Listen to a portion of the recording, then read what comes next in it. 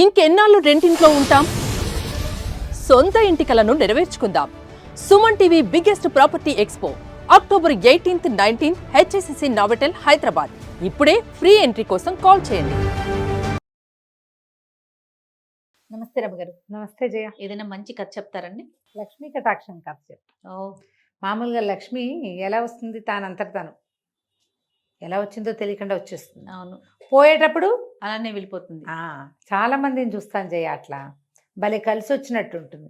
అలాగే కలిసి రాని రోజు కూడా ఒకటి వచ్చేస్తూ ఉంటుంది. అందరూ సర్వనాశనం అయిపోరు, కానీ పోతూ ఉంటుంది. బాగుంటుంది కథ.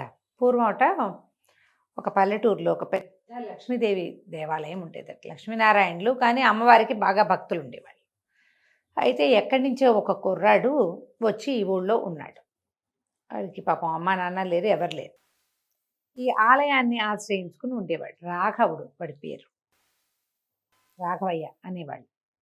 వాడు గుళ్ళో అన్ని పనులు చేసేవాడు. గుళ్ళోనే తిని గుళ్ళోనే పడుకునేవాడు. అయ్యవారికి అమ్మవారికి, మరి లక్ష్మీదేవి వెంకటేశ్వర స్వామి నారాయణమూర్తి అంటే నైవేద్యాలు నూనెగా నెయ్యి వేసి బ్రహ్మాండంగా చేస్తారు. చక్కగా స్వామివారికి పెట్టిన నివేదనలే తింటూ ఊళ్ళో ఏదైనా వాళ్ళు ఎవరైనా పెద్దవాళ్ళు ఎవరైనా గుళ్ళోకి వస్తే మళ్ళీ వాళ్ళని రెక్కపుచ్చుకొని తీసుకుపోయి ఇంట్లో దగ్గర దిగబెట్టి రావటం, పిల్లలు ఏడుస్తుంటే వాళ్ళని ఆడించటం, ఏదైనా కబురు కాకరకాయ ఉంటే వెళ్ళి చెప్పి రావటం చేసి ఊళ్ళో వాళ్ళందరూ రాఘవయ్యని చక్కగా చూసుకునేవాళ్ళు. తనలో నాలుగులాగా ఉండేవాడు. ఓకే. అసలు గుళ్ళో అయితే అతను లేకుండా ఒక ఉత్సవం అవ్వదు, ఒక పండగ అవ్వదు, ఒక హడావిడి అవ్వదు. చాలా రోజులు జరిగింది. ఒక 27 సంవత్సరాలు వచ్చినాయి. చక్కగా ఎత్తరిగా పుష్టిగా మనిషి నున్నగా కళగా ఉండేవాడు. దేవాలయంలో ఉండటం వల్ల చక్కగా పొద్దున్నే స్నానం చేసి పటివర్ధనాలు తీర్చిదిద్దుకుని చక్కగా పంచ బట్టలు చక్కగా, మరి దేవాలయంలో బట్టలు అంటే ఎలా ఉంటాయి? తెల్లటి పంచ, నడుముకో ఉత్తరీయం, నుదుటికి నామాలు, చెవిలో ఒక తులసి దళం, పరమ లక్షణోపేతంగా ఉండేవాడు. సరే, రోజులు గడుస్తుంటే ఒకనాడు తెల్లవారుజామున లక్ష్మీదేవి కల్లోకి వచ్చిందట. కల్లోకి వచ్చి, ఊరి నాయన చాలా రోజులుగా సేవిస్తున్నావు నన్ను, నీకు సమయం వచ్చిందిరా, ఇక నేను నీకు పట్టబోతున్నాను, నీకు సిరి పడుతుంది ఇంకా అని చెప్పంగానే రాఘవయ్య అన్నాడు, అమ్మ ఎట్టగొట్టా బతుకుతున్నా, హాయిగా ఉన్నా, నా జీవితం నాకు చాలా హాయిగా ఉంది. తెల్లవారు లేస్తే పూజా పునస్కారం, అభిషేకం, అర్చన, తోమాల సేవ నడుస్తోంది. శుభ్రంగా 3 పూట్ల ప్రసాదం నున్నగా అమరుతోంది. ఊళ్ళో వాళ్ళంతా ఆపేక్షగా ఉంటున్నారు. గుళ్ళో నా జరుగుబాటుకి ఎటువంటి లోపం లేదు. నువ్వు పట్టావద్దు, ఏమీ వద్దు, నన్ను వదిలిపెట్టేయమన్నాడు. అనేసరికి లక్ష్మీదేవి కోపం వచ్చింది. ఎవరెవరా, నేను పడతానంటే కాదంటావేమిట్రా నువ్వు వద్దన్నా అవునన్నా నీకు సిరి పట్టక తప్పదు, నీకు సమయం ఆసన్నమైంది ఆనంగానే రాఘవయ్య అన్నట్ట, సరేలేవమ్మా, పడితే పట్టేవు, చూస్తాను, నేను ఎట్టా తప్పించుకోవాలో నేను ఆలోచిస్తా, పోయేటప్పుడు మాత్రం ఎట్టపోతావో చెప్పిపోవమ్మా అన్నాడు. ఎప్పుడో ఒకప్పుడు వెళ్ళిపోతావు, నువ్వు వెళ్ళిపోతావు, నన్ను విడిచిపెడతావు, అప్పుడు చెప్పు, విడిచిపెట్టేనాడు ఏం జరుగుతుందో చెప్పు అంటే, విడిచిపెట్టేనాడు ఏం జరుగుతుందో చెప్పింది అమ్మ. చెప్పేసింది, చెప్పి వెళ్ళిపోయింది. మర్నాడు తెల్లవారింది. యథావిధిగా రాఘవుడు చెరువులో స్నానం చేశాడు, కోనేట్లో పట్టువర్ధనాలు తీర్చుకున్నాడు, దేవాలయానికి కావాల్సిన వ్యవహారాలు చేస్తున్నాడు. ఈ దేవళం ఉన్న పక్క ఊర్లో ఒక బ్రహ్మాండమైన కోటీశ్వరుడు ఒక ఆయన ఉన్నాడు.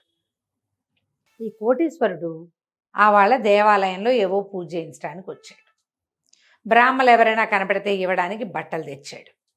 బోల్డ్ దండలు అవి ఇవి ఎన్ని తెచ్చారో వాళ్ళు. ఈ పక్కన అన్ని సామాన్లు అందిస్తూ లక్షణంగా నుంచున్నాయి. రాఘవయ్యను చూసేసరికి ఆయనకు మహా ముచ్చటేసింది. ఎంత కళగా ఉన్నాడు, పట్టివర్ధనాలు పెట్టుకుంటే ఎవరైనా నిలువు నామం పెట్టుకుంటే ముచ్చటగా ఉంటారు. తులసి దళము, ఎంత బాగున్నాడు. ఈయన ఏం చేశాడు, ఒక జత పట్టుబట్టలు తీసి, అయ్యగారు కట్టుకోండి అని కట్టించాడు.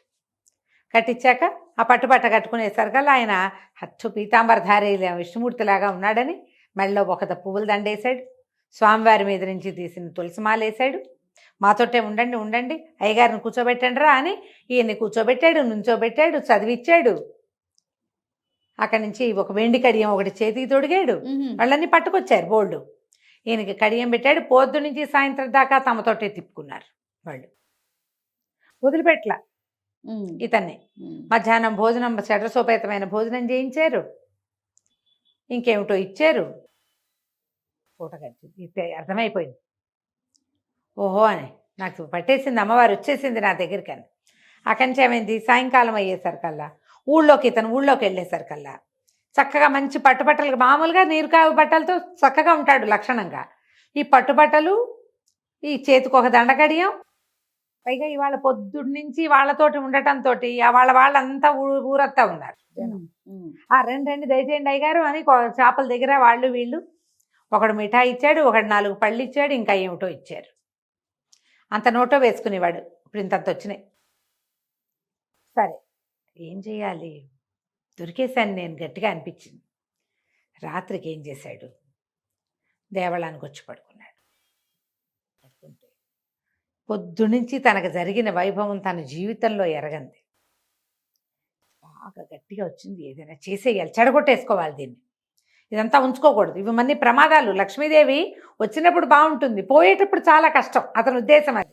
ఓకే. నా మామూలు జీవితమే నాకు బాగుంది అని చెప్పి గబగబా గుళ్ళోంచి లేచి బయటకు వచ్చి, ఆ ఊరి రాజుగారి కోట ఈ ఊరికి ఆనుకునే ఉంటుంది, ఈ చిన్న ఊరికి ఆనుకుని ఉంటుంది. చక అక్కడికి వెళ్ళిపోయాడు గుడి దగ్గరికి, కోట దగ్గరికి. పట్టుబట్టలు, మెళ్ళో దండ, పట్టివర్ధనాలు. వాళ్ళు సాక్షాత్తు విష్ణుమూర్తి వచ్చినట్టుగా రాజభట్లేమో అడ్డం తప్పుకొని లోపలికి పంపించేశారు. చూస్తే కనిపిస్తున్నాడు అట్లా, ఏ దేవుడో ఏ భాగవతోత్తముడో వచ్చేస్తున్నాడు, తప్పుకున్నారు, ఎవరు అడ్డగించల. మనకి లక్ష్మీదేవి సీరెత్తుకుంటే ఇలాగే ఏ అడ్డంకులు ఉండవు. అవును. అన్ని పనులు అయిపోతాయి, ఎలా అయిపోయినాయో తెలియకుండా లోపలికి వెళ్ళిపోయాడు. అంతఃపురం అన్నాడు, వాళ్ళు ఇటండి అని చూపించారు. అంతఃపురం వైపుకి వెళ్ళిపోయాడు. టపటప వెళ్ళిపోయేసరికల్లా రాజు రాణి చెరుకో మంచం మీద పడుకుని ఉన్నారు. నేనేం చేశాడు, చటుక్కున రాణిగారి దగ్గరికి వెళ్ళి ఆవిడ రెక్కపుచ్చుకునేట విస్సురుని లేవదీసేశాడు మంచం మీద నుంచి. రాజుగారు ఎలకెలా పడుకున్నాడు, అప్పుడే ఇటు తిరుగుతున్నాడు. ఆయన ఇట్లా తిరిగే టైంకి కళ్ళు తెరుచుకునేసరికి ఈ నిట్టనిలో నిలబడి పచ్చగా పట్టుబట్టలు కట్టుకున్న వైష్ణవ ఆయన ఈ రాణిగారి రెక్కపుచ్చుకుని లేవదీస్తున్నట్టు కనపడింది. ఎవడెవరా నువ్వు, రాణిని ముట్టుకుంటావా అని పక్కనే మంచం పక్కనే ఉన్న కత్తి రయ్యమని తీసి ఒక దూకాడు రాజుగారు. ఈ రాజుగారు దూకేసరికల్లా రాణిగారు ఎప్పుడైతే మంచం నుంచి కిందకు వచ్చేసి కేకలు పెడుతూ నిలబడిందో, ఆ మంచం పక్క కింద నుంచి బొస్సుమంటూ ఇంతెత్తున ఒక తాచుపాము లేచి కత్తెత్తిన రాజుగారు రాఘవయ్యని కాకుండా పామును కొట్టాడు. సర్పం 2 తుండాలయ్యింది. ఈ లోపల ఈ గలభాకి, రాజుగారి హోంకరింపులకి, రాణిగారి గగ్గోలుగా పెట్టిన కేకలకి 5-6 పనివాళ్ళు పరిగెత్తుకుంటూ వచ్చారు. బయట ఉన్న సైనికులు కూడా ఏదో కొంప మునిగిపోతుందని వాళ్ళు వచ్చి చూసేసరికల్లా ఏముంది, సర్పం 2 తుండాలుగా పడింది, సగం మంచం అంతా నెత్తురు. రాణిగారు వెర్రెక్కిపోతూ కేకలు పెడుతూ నుంచుంది. పక్కనే ఇందాక లోపలికి పరిగెత్తుకుని వచ్చాడు కదా స్పీడ్గా వైష్ణవుడు బొట్టు పెట్టుకుని, ఆయన కనపడ్డాడు. అందరూ అన్నారు, సైనికులు అన్నారు, రాణిగారిని కాపాడడానికే వచ్చాడండి అయ్యగారు సమయానికి. వచ్చాడు హుటాహుటున, గజేంద్రుడి దగ్గరికి విష్ణుమూర్తి వచ్చినట్టే వచ్చాడు, రాణిగారిని కాపాడాడే. అయ్యగారు మీకు ఎట్లా తెలిసిందండి అని కొంతమంది. ఈ లోపలేమో ఈ గందరగోళానికి దాసీలు వాళ్ళు వీళ్ళు అంతా లేచి వచ్చేసారు. అమ్మో ఎంత గండం తప్పింది, లేకపోతే ఇంత తాచు కాటేస్తే ఏమైనా ఉందా. అది చూస్తే ఇంత పెద్ద పడగున్న పాము. ఆ పాముని తీసుకెళ్ళారు, ఏదో ఇది చేశారు. రాజుగారు పాదాలు పెట్టుకున్నాడు. నాకు తెలియలేదు స్వామి, నీ మీదకి కత్తెత్తేవాడిని, సర్పం కనపడకపోతే నువ్వు కాబట్టి రక్షించావు, రాణిగారు కడుపుతో కూడా ఉంది. ఓహో ఇంకేముంది, కాళ్ళు పట్టుకున్నారు. మీరు కోటలోనే ఉండాలి, తెల్లవారు లేచి మీ ముఖం చూడాలనుకుంటున్నాం మేము. బాగుంది. ఏం చేయటం, ఉన్నాడు కోటలోనే. ఒక 6 నెలలు 8 నెలలు గడిచింది. అదేమిటి అవివాహితుడుగా ఉండటం, అయ్యగారు పెళ్లి చేసేయాలని చెప్పి ఒక లక్షణమైన వైష్ణవ సంబంధం చూసి పెళ్లి చేసేశారు. ఏముంది, ఇంకా 4 ఏమో పిల్లలు కూడా పుట్టారు. పెద్ద ఇల్లు వాకిలి, తెల్లవారు లేస్తే చాలు రాజుగారు హమేషా ఈయనే ముందు ప్రత్యక్షం అవ్వాలి. కోటలో బ్రహ్మాండమైన దేవాలయం ఉంది, అయ్యగారే వెళ్ళి పూజ చేయాలి, అయ్యగారే నుంచోవాలి, అన్నిటికీ అయ్యగారే. ఏ సంగతి అయినా అయ్యగారికే ముందు చెప్పాలి, అంతే. సరే 12-13 సంవత్సరాలు గడిచింది. ఇట్లా ఇంత పిల్లలు ఉన్నారు ఇంట్లో, బ్రహ్మాండంగా సీరెత్తుకుని. ఒకరోజు సాయంకాలం వేళ ఆయన భార్య మేడ మీద నుంచి దిగుతూ కేకలు పెట్టింది, ఎక్కడ చచ్చారా అందరూ, దీపాలు లేవు ఏమిటిట చీకటి కోణంగా తగలబెట్టారు కొంపని, దీపాలు పెట్టండి అని అరిచింది. ఈయన అక్కడేదో కూర్చొని రామకోట రాసుకుంటున్నాడు. ఆ స్వరం వినపడగానే ఆయనకి తెలిసిపోయింది, అయిపోయింది. లక్ష్మీదేవి చెప్పిన మాట ఏంటి ఇది, ఎప్పుడైతే నీ భార్య దీపాలు లేవని వెగటైన మాట మాట్లాడుతుందో ఆ రోజే నేను నీ దగ్గర నుంచి వెళ్ళిపోతాను అని. నాకేం భార్య అనిపించింది ఆ రోజు. తర్వాత తెలిసింది భార్య వచ్చింది, పిల్లలు వచ్చారు. వెంటనే ఈయన ఏం చేశాడు, చటుకుని లేచాడు. అమ్మ వెళ్ళిపోయే రోజు వచ్చేసిందని అర్థం చేసుకుని భార్య దగ్గరికి వెళ్ళాడు. ఏమే, ఈ పెట్టెలో ఏముందో నగ నాణ్యం వస్తువు బంగారం మొత్తం ఉడ్చేసుకో, ఒక్క పిసర ఉంచొద్దు. ఈ పిల్లల నలుగురిని తీసుకుని మీ పుట్టింటికి వెళ్ళిపో, బతుకుంటే మళ్ళీ కలుసుకుందాం, లేకపోతే లేదు. అదేమిటండి అది, నువ్వేం మాట్లాడద్దు, మన పని అయిపోయింది, ఇక్క మొత్తం పట్టుకెళ్ళిపో అన్నాడు. ఆవిడ ఏం చేసింది, తెల్లవారే మొత్తం ఇంట్లో ఉన్న వెండి బంగారం విలువైన వస్తువులన్నీ ప్యాక్ చేయించేసుకుంది. 2 ఆడపిల్లలు 2 మగపిల్లలు ఉన్నారు.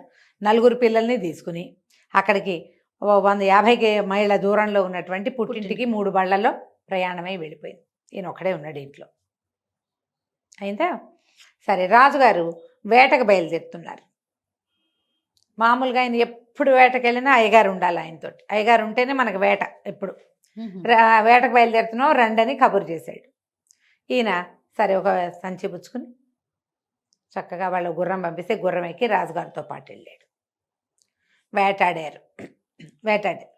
మధ్యాహ్నం అయింది.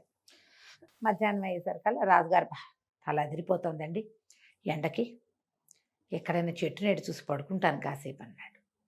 అటాగేనన్నారు. ఇంకా గుడారాలు అవి వేయల, పని వాళ్ళు గుడారాలు వేసే పనిలో ఉంటే ఈయనన్నాడు, ఆ ఒళ్ళో తలబెట్టు పడుకోండి మహారాజా అంటే. సరే, అయ్యగారు మన తండ్రితో సమానం, చిన్నవాడే అయినా కూడా అట్లా అలవాటు అయ్యింది. ఏం చేశాడు, రాజుగారు కాళ్ళు చాపుకొని పడుకున్నాడు, అయ్యగారి ఒళ్ళో తలబెట్టుకుని పడుకుని నిద్రపోయాడు. ఇంతలో ఏమైంది, పైనుంచి చెట్టు మీద నుంచి ఒక పిట్ట కీమని అరుచుకుంటూ వెళ్ళి రెట్టేసింది. అది కరెక్ట్గా రాజుగారి మెడ, ఆయన ఇట్లా పడుకున్నాడుగా, పడి ఈ ఒళ్ళో తలబెట్టుకున్నాడు కదా, ఈ రాఘవయ్య ఏమనుకున్నాడు, మెడ మీద కాకిరెట్ట పడింది, తుడుద్దాం అనుకున్నాడు. ఏమీ కనపడలే ఆయనకి. కనపడకపోతే రాజుగారికి నడుముకున్న దట్టిలో అంత చురకత్తి ఉంది. అలాగా కత్తి తీశాడు. ఏముంది, కత్తితో ఇట్లా ఇలా తీస్తే వచ్చేస్తుంది కదా అని చెప్పి ఆ చురకత్తి తీసి ఇట్లా అనబోయాడు. గుచ్చటం కాదు ఆయన ఉద్దేశం, అలాగా తీద్దామని. తీయాలంటే ఇంకో రకంగా రాదు, ముట్టుకుంటే రోత వాసన వస్తుంది కదా, అందుకని ఇలా అన్నాడు. ఎప్పుడైతే మెడ మీదకి కత్తి అనిందో రాజుగారు టక్కిని కళ్ళు తెరిచాడు. తన మెడ మీద చురకత్తి పెడుతున్న అయ్యగారు కనపడ్డాడు. కేకలు పెట్టాడు, దుర్మార్గుడు, 12 సంవత్సరాల నుంచి వీడిని పోషిస్తుంటే నన్నే చంపడానికి చూశాడు, అరెస్ట్ చేయండి అన్నాడు.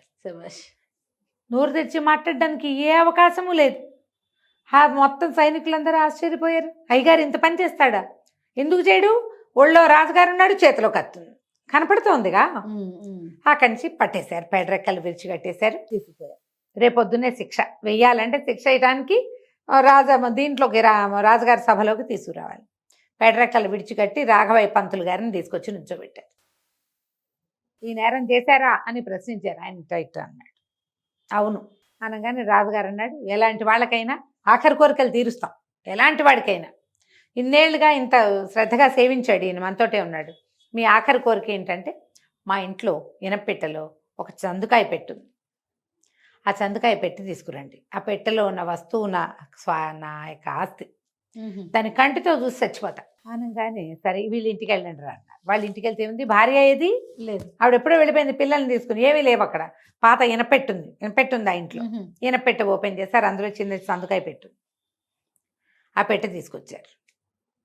పెట్టె తీసుకొస్తే పెట్టె ఓపెన్ చేస్తే అందులో ఏమున్నాయి, ఒక జత నీరు కావి బట్టలు, ఆయనది ఒక ముక్కు పొడులు లాంటిది, ఏదో డబ్బా లాంటిది చిన్నది. ఇవేమిటండి అన్నాడు. ఇదే నాయన నా జీవితం, నా జీవితం దీంతోటే ఉండేది. ఈ బట్టలతో ఉన్నన్నాళ్ళు నేను హాయిగానే ఉన్నాను. లక్ష్మీదేవి వరించి ఈ బట్టలు నా నుంచి తీసేసి ఇవేమిటో కట్టపెట్టింది, అక్కడి నుంచి నా జీవితం ఇలా అయిపోయింది అనగానే రాజు పాపం బాధేసింది. ఏం చేస్తారండి అన్నాడు. మీరు వదిలేస్తే నా బట్టలతో నేను వెళ్ళిపోతాను, నాకేం అక్కర్లేదు అన్నాడు. రాజుగారు సరే ఇది ఒక ప్రథమ తప్పిదంగా భావించి వెళ్ళిపోండి. ఆయన తన నీరు కావి బట్టల జతని సంకలో పెట్టుకుని నమస్కారం అని చెప్పి వెళ్ళిపోయాడు. ఇక భార్య లేదు, పిల్లలు లేదు. మళ్ళీ వెళ్ళిపోయి ఏ దేవాలయాన్నో, ఎందుకంటే భార్య పిల్లలు ఈయన సంపద తెలుసు వాళ్ళకి. అవును, ఈ అన్నీ పోగొట్టుకున్న మనిషితోటి వాళ్ళు ఏముంటారు, ఉండరు. వాళ్ళ దారిన వాళ్ళు ఉంటే హాయిగా ఉంటారు. ఆయన దారిన ఆయన వెళ్ళిపోయాడు. లక్ష్మీదేవి వస్తే ఇలా వస్తుంది, పోతే అలా వెళ్ళిపోతుంది. అంతే. కథ కంచికి మనం ఇంటికి. చాలా బాగుంది రమ్మగారు. నమస్తే. నమస్తే జయ.